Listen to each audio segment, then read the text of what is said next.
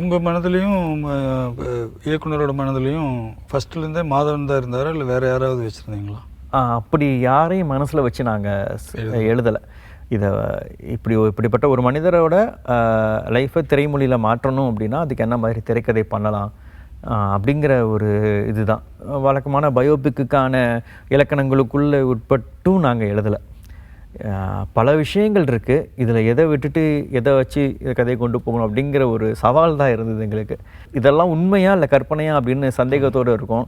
அவர் கற்பனையும் தாண்டின பல விஷயங்களை உண்மையாக செஞ்சு காட்டின ஒருத்தராக இருந்திருக்கிறாரு. ஒரே ஒரு விஷயம் அவர் லைஃப்பில் இருந்து சொல்கிறேன் அப்படின்னா, அவரோட 18-19 வயசு இருக்கும் கலங்கல் கிராமத்தில் தான் அவர் இருந்தார்.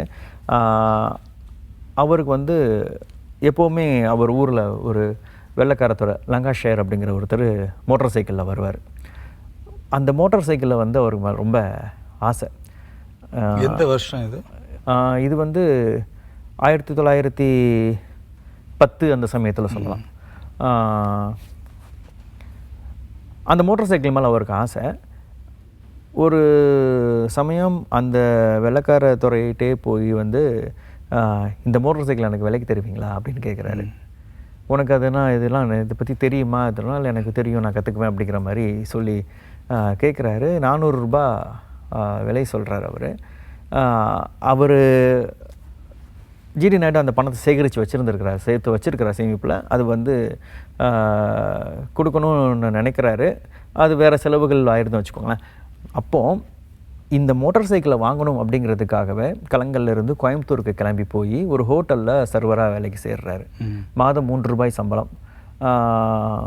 ஹோட்டலில் வர்றவங்க கொடுக்குற டிப்ஸு இதையெல்லாம் கவனமாக உண்டியலில் சேகரித்து வச்சு 3 வருடங்கள் சர்வராக வேலை பார்த்து அந்த 400 ரூபாயை சம்பாதிச்சுட்டு திருப்பி லங்காஷயர்கிட்ட அந்த மோட்டார் சைக்கிளை ஆசையோடு வாங்கிட்டு போனார். வாங்கிட்டு போய் என்ன பண்ணார் அப்படிங்கிறத நீங்கள் படத்தில் பார்த்துக்கோங்க. அப்படிப்பட்ட ஒரு மனிதர் அவர். ஒரு விஷயத்தை அடையணும்னு நினச்சா அப்படின்னா அதற்காக எவ்வளோ தூரமும் போராடுவார், அதற்காக உழைப்பார். அப்படிப்பட்ட ஒரு மனிதர். இன்னொரு பக்கம் சொல்ல போனோம் அப்படின்னா ஒரு மிகச்சிறந்த கல்வியாளர்னு நான் சொல்லியிருப்பேன் உங்ககிட்ட. அப்போவே